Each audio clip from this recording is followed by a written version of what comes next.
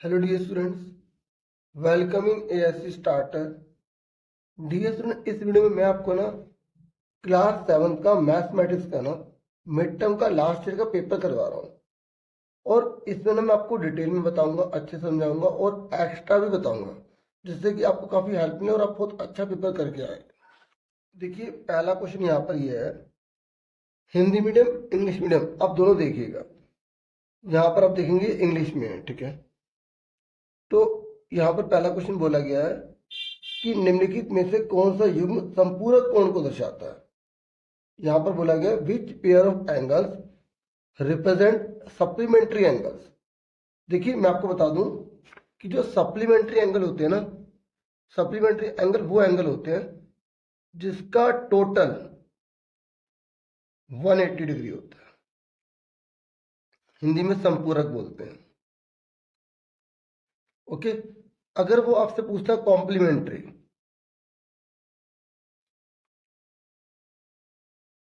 यानी कि पूरक, तो उसका टोटल 90 डिग्री होता है। ठीक है, तो आप बताओ कि इन चारों में से किसका टोटल करने पर 180 डिग्री आ रहा है। तो 55 और 125 का टोटल करने पर 180 आ रहा है, यानी कि यहां पर 180 डिग्री आ रहा है।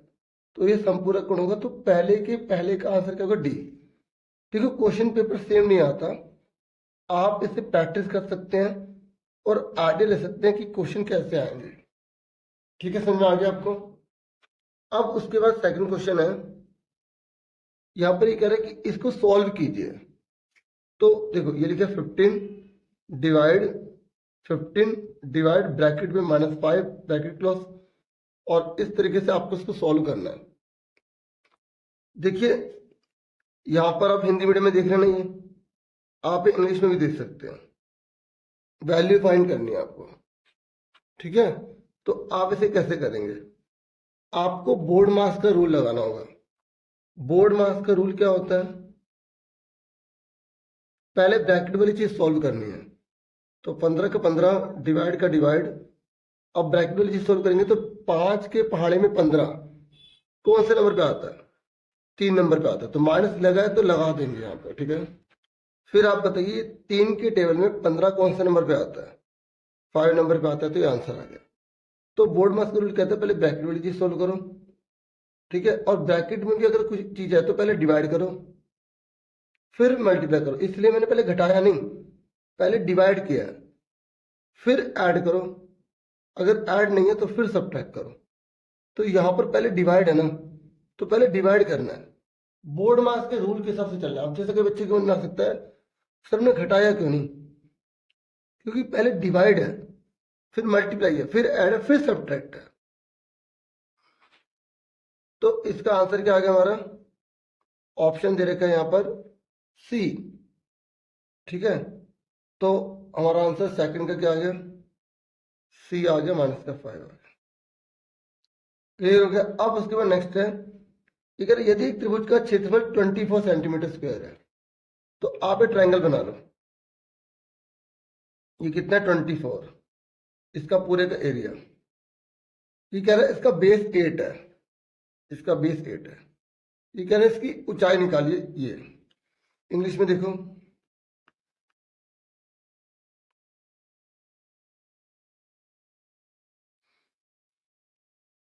ये कह रहा है एरिया जो है ना ट्रायंगल का वो 24 है, बेस 8 है, तो हाइट कितनी होगी? या तो आप सीधा फॉर्मूला लगा दो, हाइट का फॉर्मूला क्या होता है, या आप फॉर्मूला बनाना सीख लो। आप ये देखो कि आपको एरिया दे रखा है, तो आपको जो चीज दे रखी है आप वो लिखो। Area of triangle equal to 24। जब हमें आंसर दिया ना तो आंसर सामने लिखो और उसका फॉर्मूला नीचे लिखो। 1/2 बेस इंटू हाइट। ठीक है, हिंदी वाले देखो, हिंदी में अलग लिख देता हूं। देखो, त्रिभुज का क्षेत्रफल, जब भी आपको आंसर दे रखा हो तो आंसर आप सामने लिखेंगे और फॉर्मूला आप नीचे लिखेंगे। ठीक है, लिख दिया इक्वल टू 24। अब आप देखो आपको क्या क्या दे रखा है। 1/2 का 1/2 उतार दिया। आपको बेस कितना दे रखा है? 8 लिख दिया। हाइट कितनी है हमको नहीं मालूम, ऐसे लिख दिया। आप यहाँ पे नाम भी लिख सकते हो या हाइट ही लिख सकते हो, हमने ऐसे लिख दिया। 24 लिखा, अब ये नीचे है ना 2, देखो इसके नीचे 1 लगा लो, इसके नीचे 1 लगा लो, ये नीचे है 2 तो इधर जाके ऊपर हो जाएगा। ये 8/1 है तो इधर जाके 1/8 हो जाएगा। अब 8 के टेबल में 24 कौन सा नंबर आता है, 8 सीधे 24, ठीक है, और 3 2 कितना हो गया 6 हो गया। तो इस तरीके से जो यूनिट होगी वो लिख देंगे, ठीक है। सेंटीमीटर है तो सेंटीमीटर लिख देंगे। एक बार हिंदी में देख लो, 1/2 लिखा। हमें यहां पर जो आधार है यहाँ पे कितना दे रखा है 8 सेंटीमीटर, तो 8 लिख दिया। ऊंचाई कितनी है हमें निकालनी है, तो ऊंचाई का ऊंचाई लिख दिया। तो हमें ऊंचाई निकालनी है, तो ये 1/2 इधर जाके 2/1 हो जाएगा, ये 8/1 इधर जाके 1/8 हो जाएगा। फिर 8 दिया 24, तो 3 दूनी कितना हो गया 6 हो गया। बस आपको ये याद रखना है, फॉर्मूला यही रहेगा, 1 2 3 तीनों में से 2 चीज देगा, आपको एक निकालनी होगी। सिंपल सी बात है, जब आपको आंसर दे रखा है तो फॉर्मूला नीचे लिखो, और जब आपको आंसर निकालना है तो फॉर्मूला सामने लिख दो, और 2 वैल्यू जो दे रखे वो पुट कर दो। ऐसे अगर यहाँ पर आधार निकालने को आएगा, ठीक है, और ऊंचाई दे रखी होगी तो ऊंचाई को बटे में ले जाएंगे, ठीक है। इसी पैटर्न को फॉलो करके इसी क्वेश्चन को बार बार करो। अब नेक्स्ट क्वेश्चन देखो, ये कह रहा है इस फिगर को देखिए, इसमें कौन सा युग्म संगत कोणों को दर्शाता है। तो संगत कोणों को यहां पर दर्शा रहा है। देखो संगत कोण कहते किसे हैं, इंग्लिश में बोलते हैं करस्पॉन्डिंग एंगल, ठीक है। तो पहले कंसेप्ट समझ लो, ऐसे लाइन डाली, ऐसे लाइन डाली, ऐसे लाइन डाली, ये लाइन के ऊपर है, ये लाइन के ऊपर है, तो इसको बोलते हैं करस्पॉन्डिंग एंगल। क्या बोलते हैं, संगत कोण। क्लियर हो गया। ऐसे अगर मैंने यहां लाइन डाली, यहां लाइन डाली, यहां लाइन डाली, अगर ये लाइन के ऊपर है, ये लाइन के ऊपर है, तो इसे भी करस्पॉन्डिंग एंगल बोलेंगे। ऐसे इसको घुमा लो, अगर ये लाइन के ऊपर है, लाइन के ऊपर है, तो इसे करस्पॉन्डिंग बोलेंगे। आप इसको ऐसे उल्टा कर लो, अगर ये लाइन के नीचे है, लाइन के नीचे, तो इससे करस्पॉन्डिंग एंगल बोलेंगे। अगर आपको कभी कंफ्यूजन हो ना, तो आप जो क्वेश्चन पेपर है उसे घुमा लेना। ये मत याद रखना कि सर ने ऊपर ऊपर वाला बताया है तो वही करस्पॉन्डिंग है, देखो उल्टा कर लो, ये नीचे नीचे हो गया तो भी करस्पॉन्डिंग एंगल ही है, ठीक है। अब आप मुझे बताइए कि यहाँ पर करस्पॉन्डिंग एंगल कौन कौन से होंगे। 1 और 2 होगा, 5 और 6 होगा, 3 और 4 होगा, 7 और 8 होगा। ऑप्शन में कौन सा देगा, 1 और 2, तो इसका आंसर क्या, डी आ गया, ठीक है। तो आपका यहाँ पर फोर्थ का जो आंसर है वो डी आ गया, 1 और 2। देखो 1 और 6 अंदर अंदर है, ये भी नहीं है। 1 और 3 ये बिल्कुल नहीं है। 1 और 8 ये क्या है, ये भी नहीं है ना। तो 1 और 2 आ गए, क्योंकि ये भी लाइन के ऊपर, ये भी लाइन के ऊपर, ऐसे कर लो, ठीक है। अब उसके बाद नेक्स्ट क्वेश्चन है हमारा, ये कह रहा है इसको काउंट करो कितना है। तो ये सिंपल है, मैं आपको बता दूं, आप हिंदी में देखो या इंग्लिश में। इसमें क्या है कि जब हम इसे काउंट करते हैं ना, तो हमें क्या करना होता है, ये देखो 1 2 3 4 ऐसे लाइन डाल देंगे, 5 1 2 3 4 ये 5, तो ये 5 5 का एक पेयर होता है, तो टोटल कितना हो गया 10। तो पांचवे का आंसर हमारा क्या आ गया, सी आ गया। अब इसने बोला इस 6 को सॉल्व करो, -2 + 5 + -6। तो मैंने आपको कहा था पहले ब्रैकेट सॉल्व करते हैं, तो ब्रैकेट वाले को बाहर लो, प्लस माइनस -6। देखो आपको फॉर्मूला याद रखना है, ब्रैकेट वाला, प्लस माइनस ब्रैकेट के अंदर है तो माइनस, माइनस ब्रैकेट के अंदर माइनस है तो प्लस, माइनस प्लस ब्रैकेट के अंदर है तो माइनस, प्लस ब्रैकेट के अंदर प्लस है तो प्लस, ठीक है। ऐसे प्लस माइनस है तो यहाँ पे माइनस लिख दिया। अब क्या सोल्व करेंगे, तो ये भी माइनस का है, ये भी माइनस का है। आगे वाला साइन देखते हैं, तो माइनस के 2 है और माइनस के 6 है, तो माइनस के 8 हो गए, 5 उतार लिया। माइनस के 8 है, प्लस के 5 है, तो माइनस का 3 आ गया।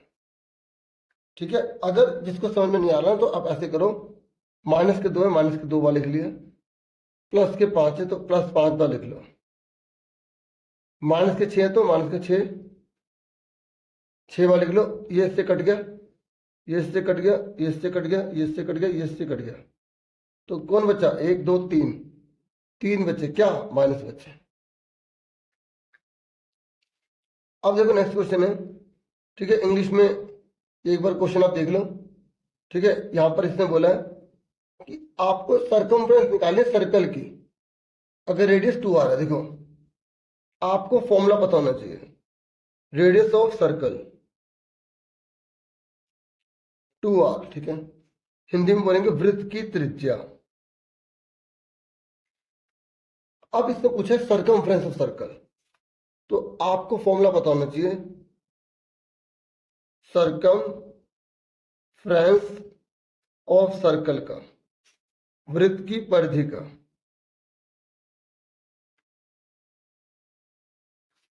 क्या फॉर्मूला होता है? 2 पाई r।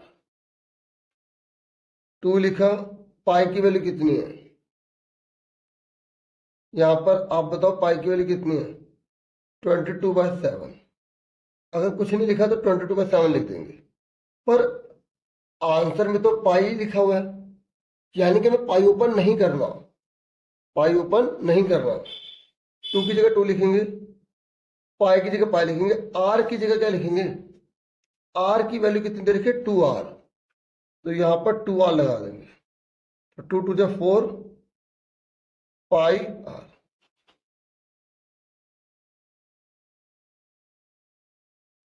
ये आंसर आ गया।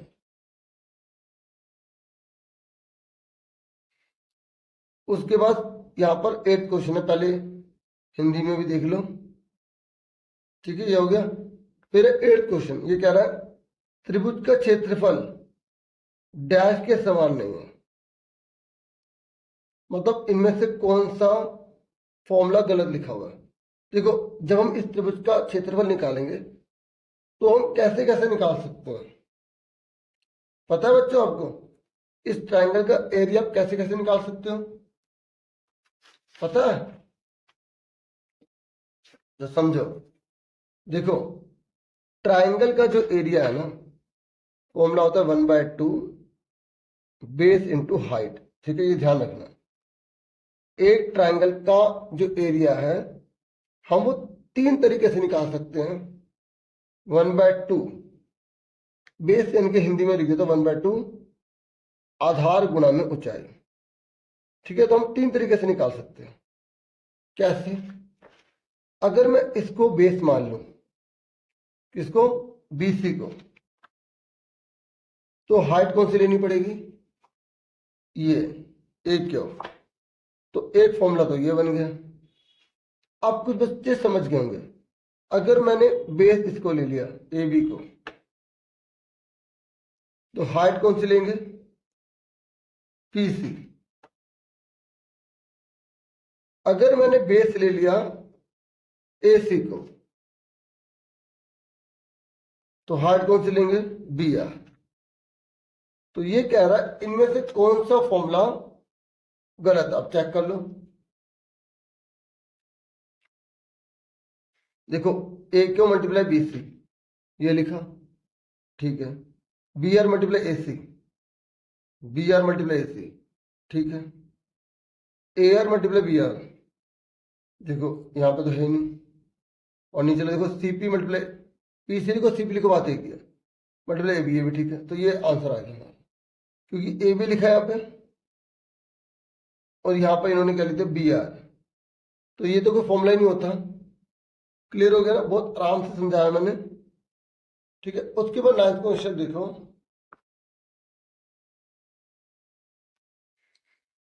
9th क्वेश्चन में बोल रहा है कि एक विद्यालय की 11 कक्षाओं में पढ़ने वाले विद्यार्थियों की संख्या इस प्रकार है।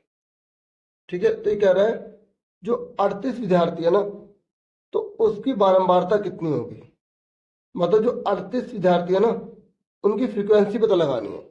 यानी कि आपको पता है इसका मतलब क्या कह रहा है कि 38 कितनी बार है। बस ये सिंपल क्वेश्चन पूछा था इसने। तो 38 कितनी बार है, 1 2 3। तो आंसर क्या आ गया, डी का 3 आ गया।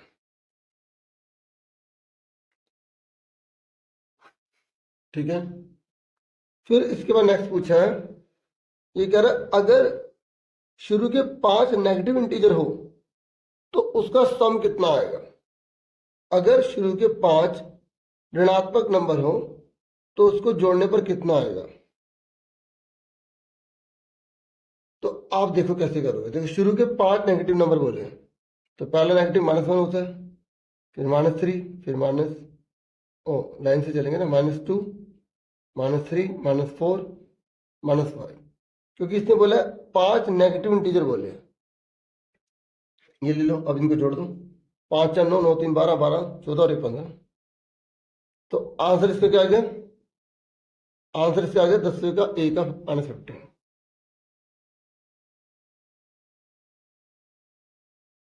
फिर ये नेक्स्ट कह रहा है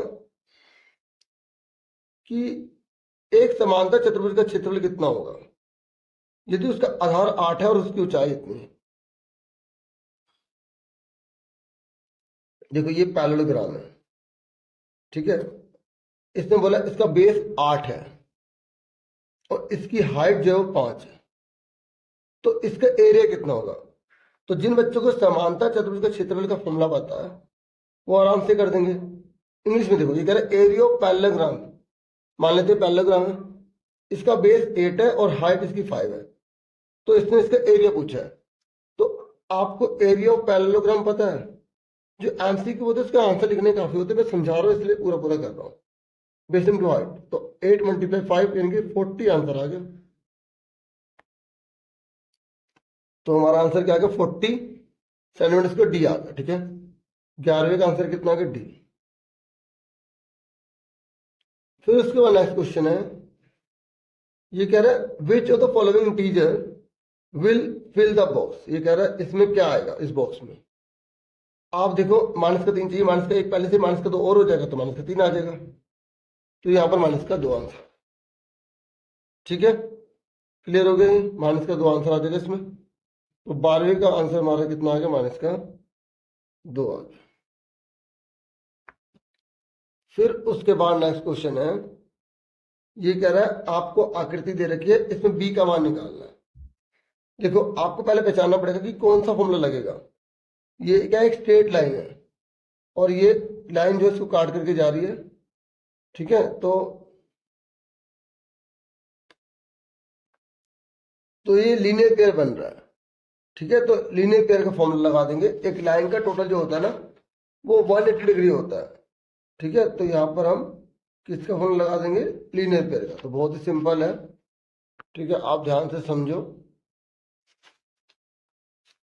ये देखो ऐसे लाइन डाली, ये लाइन डाली, ये 5b है और ये 2a है, तो इन दोनों का टोटल 5b + 2a = 1 डिग्री लिख देंगे। ठीक है, यहां लिखेंगे लीनियर पेयर। ठीक है, अब आपको ये पूरे सोल्व करके दिखाने 2 नंबर से। हिंदी में क्या लिखोगे, यहाँ पे रैखिक युग्म, इंग्लिश में लीनियर पेयर। फिर यहां पर बोला क्या गया कि a 20 डिग्री है, तो 5 का 5 आएगा, b का b आएगा, 2 का 2 आएगा, a की जगह क्या आ जाएगा, 20 डिग्री आ जाएगा। 5b 180, 220 को 2 से मल्टीप्लाई करो, -40 हो जाएगा। तो इसको मल्टीप्लाई करेंगे ना, फिर इसको प्लस वाला उधर जाके माइनस का हो जाएगा, इक्वल के उधर चला जाएगा। तो ये कितना आ गया, 140 डिग्री आ गया। मल्टीप्लाई वाला डिवाइड हो गया, 140 को 5 से मल्टीप्लाई कर डिवाइड कर दो, 5 × 10, 5 × 8 से 40। तो बी कितने का आ गया, 28 डिग्री आ गया।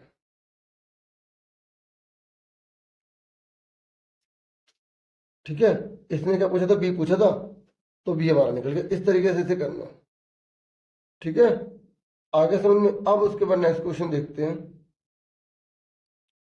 तो पहले इंग्लिश में देख लो, ये कह रहा है कि ना अगर आप ऊपर वाला नहीं करना चाहते तो आप नीचे वाला कर सकते हो। आपको इसमें दो पेयर अल्टरनेट इंटीरियर एंगल के बताने हैं। तो डियर आपको पता है अल्टरनेट इंटीरियर एंगल क्या होता है? जो अल्टरनेट इंटीरियर एंगल होता है ना, उसमें क्या होता है, ऐसे लाइन डाली, ऐसे लाइन डाली, ऐसे डाली, ये और ये बराबर होते हैं, इसे बोलते हैं अल्टरनेट। जो जेड बना रहे होते हैं, ये जेड बन रहा है, ऐसे यहां पर भी जेड बन रहा है, ये जेड बन रहा है। तो जहां जेड बनता है ना, तो उसको बोलते हैं अल्टरनेट इंटीरियर एंगल। तो कौन सा अल्टरनेट इंटीरियर एंगल है? एक 4 और 6 है, और एक 3 और 5 है।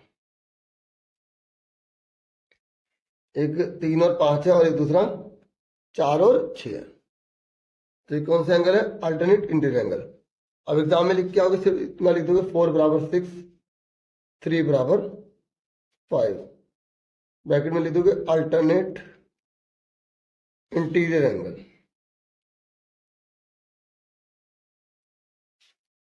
अंतः एक अंतर कोण।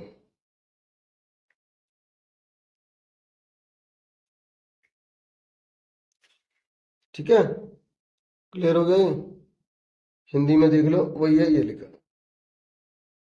अब उसके बाद हमारा है नेक्स्ट क्वेश्चन।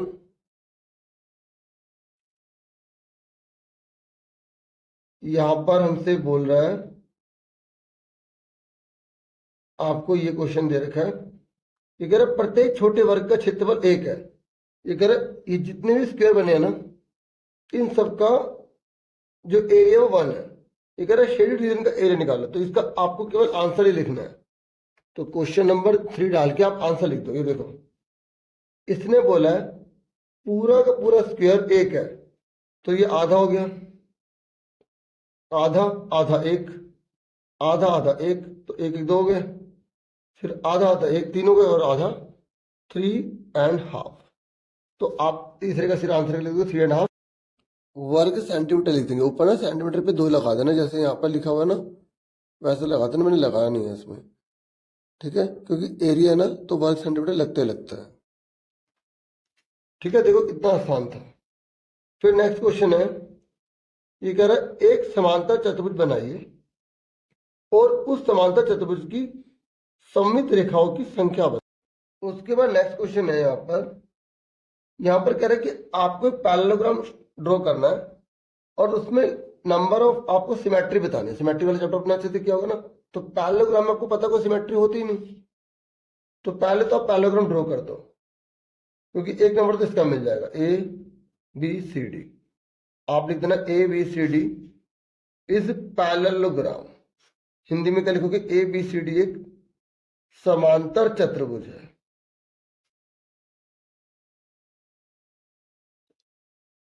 अब इसने बोले इसमें सिमेट्री कितनी है।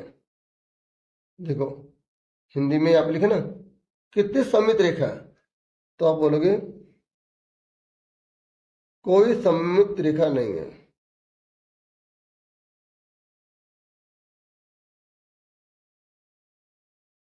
No symmetry.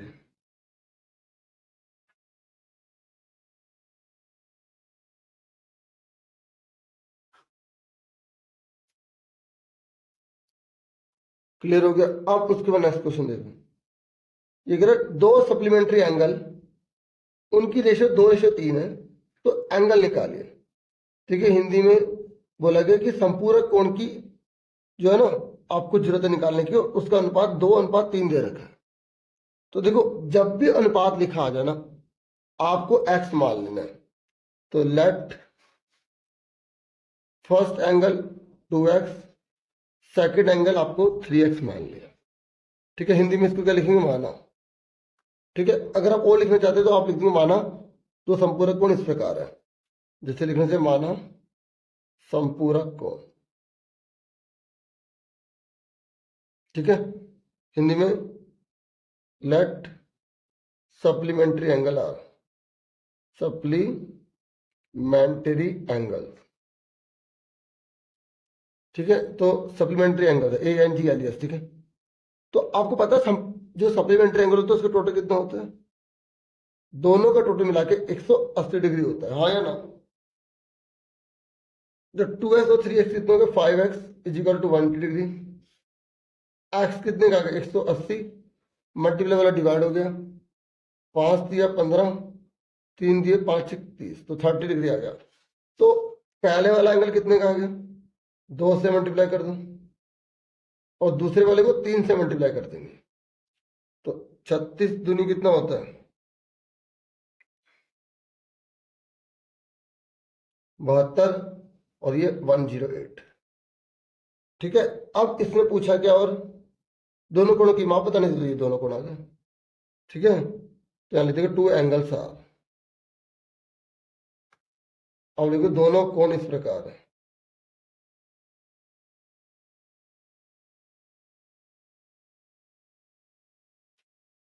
ठीक है, अब उसके बाद नेक्स्ट क्वेश्चन पूछा ये कह रहा दी गई आकृति एक संख्या रेखा है, ये कह रहा ए और प्लस बी को जोड़ के दिखाओ। इंग्लिश में भी आप देख सकते हैं। ठीक है, नंबर लाइन दे रखी है, आप नंबर लाइन बना लो।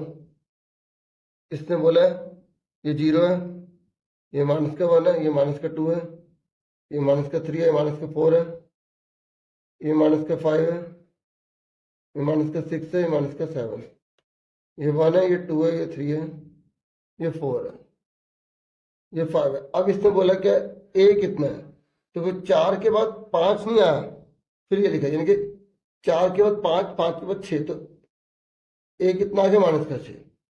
फिर इसने लिखा है यहाँ 0 के बाद बी, तो 0 के बाद बी को ना 1।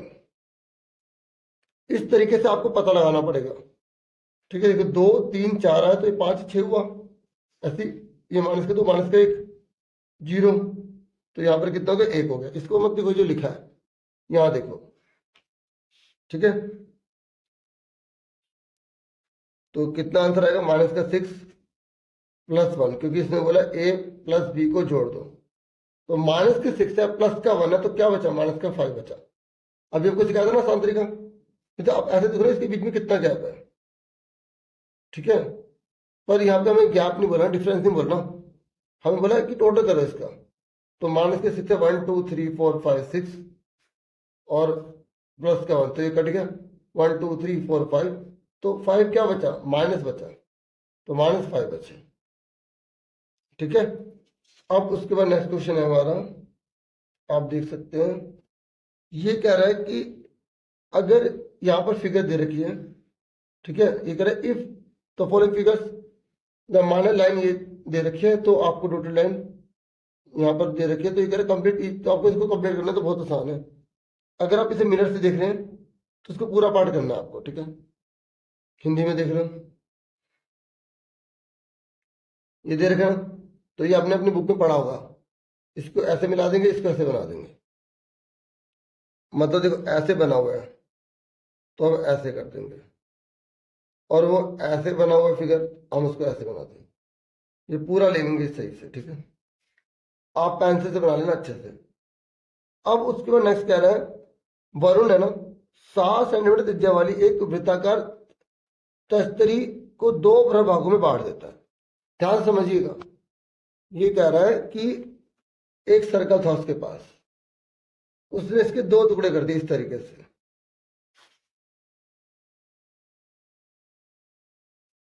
ठीक है, क्या बन गए सेमी सर्कल बन गए। तो कह रहे प्रत्येक अर्धवृत्ताकार तस्तरी का परिमाप निकालिए। क्या निकालना है परिमाप, तो आप क्या लिखोगे, पहले लिखोगे रेडियस, वृत्त की त्रिज्या,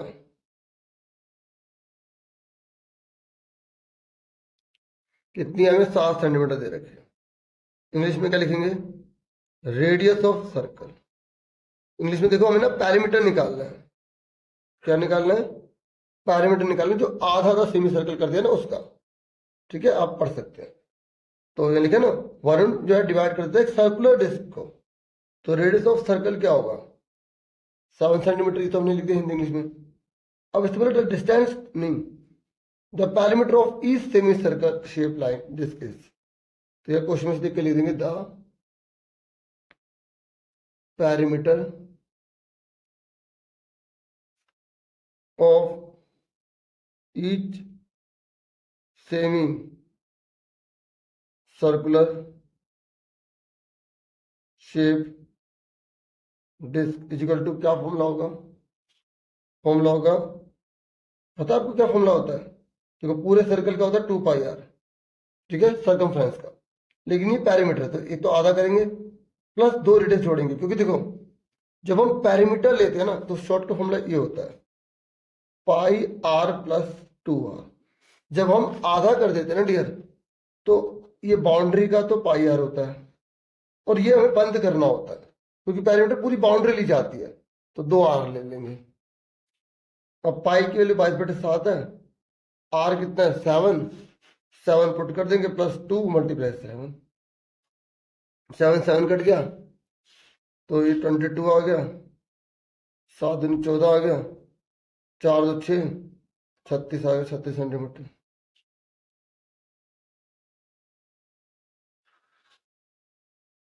समझ में आ गई?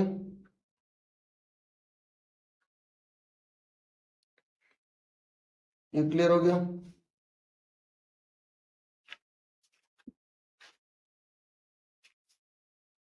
अब उसके बाद नेक्स्ट है, तो हिंदी इंग्लिश दोनों देख लिया ना आपने, ठीक है। ये करें, अगर आप ऊपर वाला नहीं करते तो नीचे वाला कर सकते हो।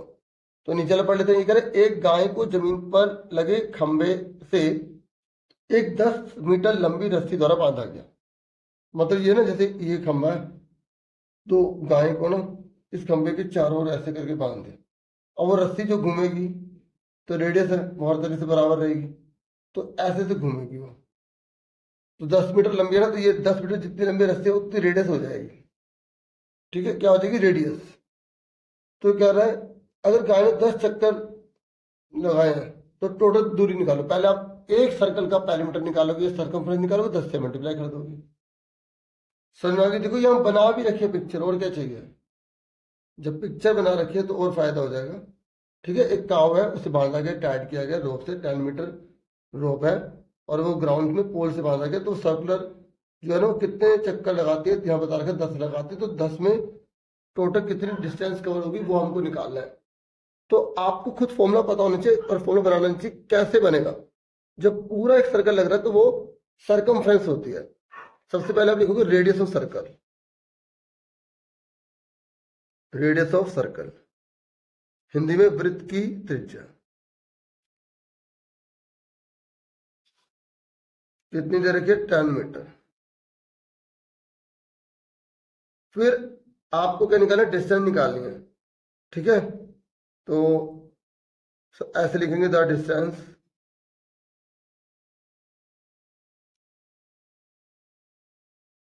Travelled by cow in 1 round. पहले 1 राउंड का निकाल लेते हैं। एक चक्कर में गाय द्वारा तय की गई दूरी एक चक्कर में कितनी है? 2 पाई आर। 2 मल्टीप्लाई 22/7, आर कितना है? 10। पर यहां पर इसने पाई की वैल्यू 22/7 नहीं बोली, इसलिए गलत माना जाएगा, ठीक है। तो 2 मल्टीप्लाई पाई की वैल्यू कितनी बोली है? 3.14। इसलिए मैंने लिखकर काटा है, मैं चाहता तो वीडियो एडिट भी कर सकता था, ताकि आपको याद रहे कि आपको ये ध्यान रखना कि पाई की वैल्यू जो देखी आपको वही लेनी पड़ेगी, ठीक है। तो पाई की वैल्यू कितनी? 3.14।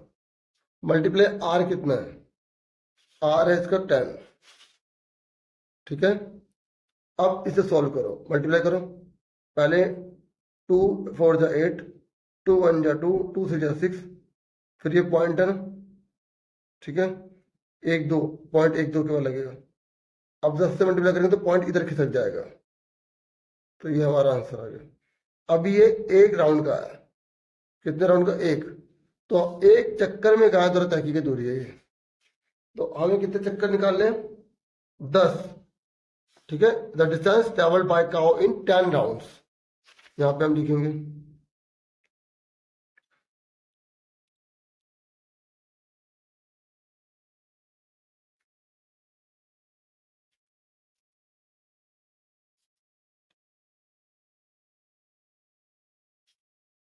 दस चक्कर में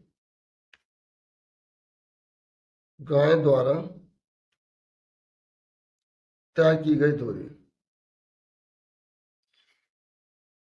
तो कितना आ जाएगा 62.8 मल्टीप्लाई 10, तो 0.1 कदम और इधर खिसक जाएगा तो 628 आ जाएगा सेंटीमीटर। देखिए आगे के जो क्वेश्चन है ना वो मैं आपको नेक्स्ट वीडियो में प्रोवाइड करूंगा। हाँ, आप इन क्वेश्चंस को देख लो, अगर आप खुद सॉल्व करना चाहते हो तो आप कर सकते हैं। ठीक है, ये देख सकते हैं आप, ये नीचे मैंने सॉल्व भी कर रखे हैं, आप इन्हें देख सकते हैं।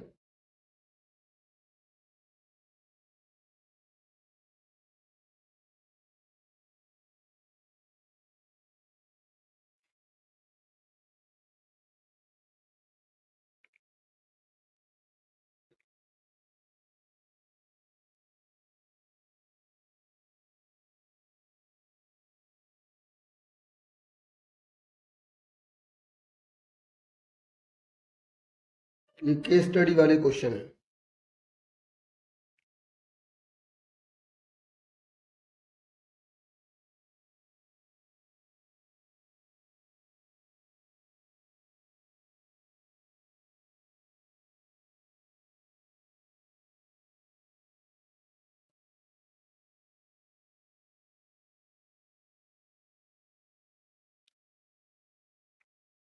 आंसर वो है, ठीक है। समझाने के लिए आपको जो है ना एक अलग से वीडियो प्रोवाइड की जाएगी। ठीक है, thank you for watching and listening carefully. Take care students.